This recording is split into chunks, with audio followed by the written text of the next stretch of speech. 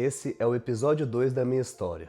Uma história de erros, uma história de fracasso, uma história de álcool, drogas, muito vício, que me levaram a lugares irreversíveis, lugares aonde quase não saio com vida, né?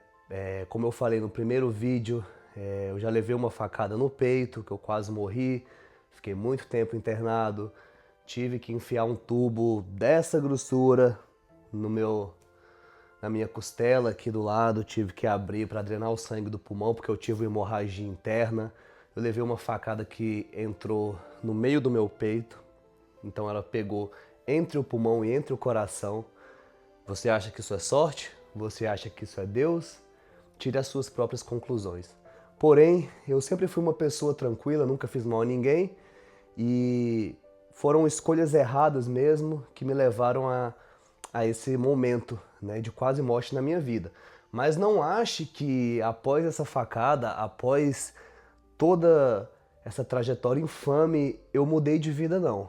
Após isso, eu ainda continuei bebendo, mesmo depois da minha recuperação, eu ainda continuei rebelde, uma rebeldia que eu demorei muito tempo para saber de onde vinha, uma rebeldia que eu trouxe desde criança, desde infância. Fica mais um pouco no meu canal, acompanha a minha história, que eu ainda vou chegar nessa fase da facada aí, né? Nessa fase horrível.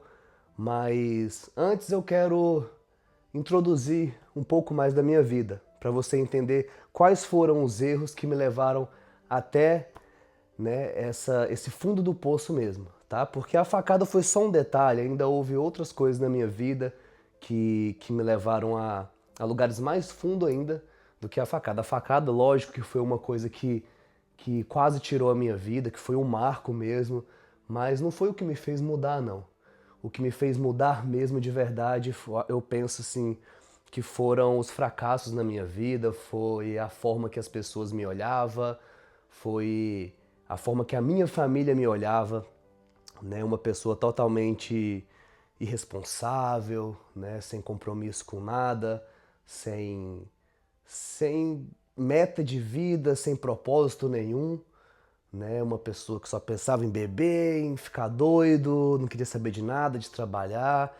Às vezes queria mudar, mas não tinha força, não conseguia achar força em lugar nenhum, né? Então, vou voltar aqui um pouco da minha história para você estar entendendo. Eu sou de São Luís do Maranhão, eu sou ludovicense, quem nasce em São Luís é ludovicense. Vim de família pobre, sou eu e minha irmã, somos 2 filhos do mesmo pai e da mesma mãe.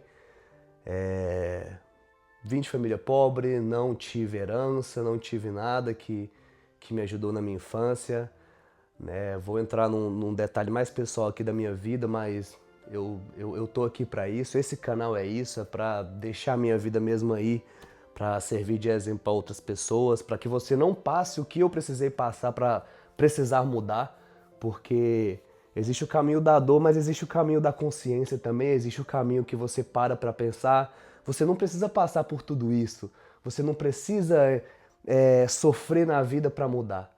Você só precisa entender por que você está errando, o que está te levando àquilo. Você precisa pôr a mão na consciência.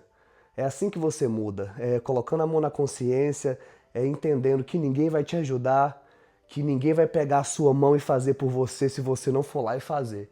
Ninguém vai entrar na academia por você, ninguém vai começar a fazer dieta, ninguém vai te cadastrar numa luta para você aprender a defender a sua família, que eu acho que todo homem deveria fazer isso, né? Entrar numa luta, não para brigar na rua, não, Deus te livre disso, mas para defender sua família em último caso, porque você é homem, você é alfa, nós somos feitos para isso, é para guerra mesmo, é para sangrar, para caçar, né? Esse é o nosso instinto, para isso que nós fomos criados, né? Então, voltando ao assunto, eu vim de uma família pobre, né? Infelizmente, o meu pai, ele teve alguns problemas na vida, que eu não o julgo também. Nós temos uma relação muito boa hoje em dia.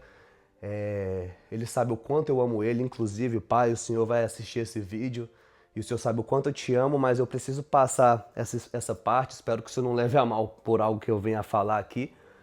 Mas o meu pai, ele se envolveu, né, em caminhos difíceis aí na vida, em caminhos de droga, né, que eu não julgo ele também, porque eu sei o quanto o mundo é mau e que às vezes a gente simplesmente não tem força para sair de um vício, né? Então, meu pai nunca foi uma pessoa ruim para ninguém. Meu pai sempre foi uma pessoa muito boa, muito tranquilo. Se você conhecer ele, você vê que é a melhor pessoa que existe nesse mundo, um cara brincalhão, sossegado.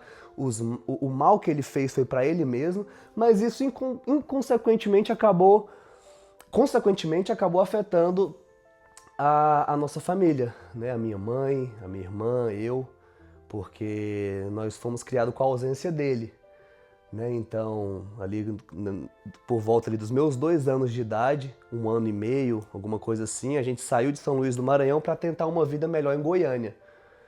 E tivemos nossa trajetória em Goiânia. Quando eu estava com 3 anos de idade, 2 anos mais ou menos, meu pai separou da minha mãe, voltou para São Luís do Maranhão e eu comecei a minha vida, né? Ali com a minha mãe, com a minha irmã, minha mãe batalhando, minha mãe fazendo o que ela podia para cuidar da gente, né?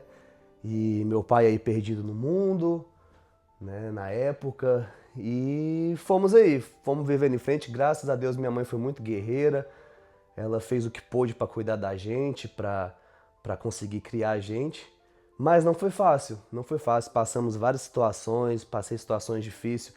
Eu creio que muitas coisas da minha vida, né, não, claro, nunca vou colocar a culpa no meu pai, mas eu como homem, hoje em dia, eu tenho consciência disso que quando você cresce, né, você é homem, e principalmente filho homem, tá? Principalmente quem é menino, quando você cresce sem uma figura masculina, né, uma figura paterna ali para estar te guiando, pô, faz isso, você tem que fazer isso, eu vou te colocar numa luta, eu vou te colocar no futebol, moleque, você tem que ir para a escola, você tem que estudar, né? É mais difícil um pouco para a mãe não conseguir colocar cabreço naquela criança, colocar rédea, porque o cara é homem, pô. O cara é homem, ele vê ali que o pai dele saiu fora desde cedo, tá só ele e a mãe dele, e o cara não vai respeitar muito bem a mãe, né? Por ser mãe, tal, o cara acha, eu sou o homem da casa, eu posso fazer o que eu quiser, posso fazer isso, mas quando você tem uma figura masculina ali que impõe respeito,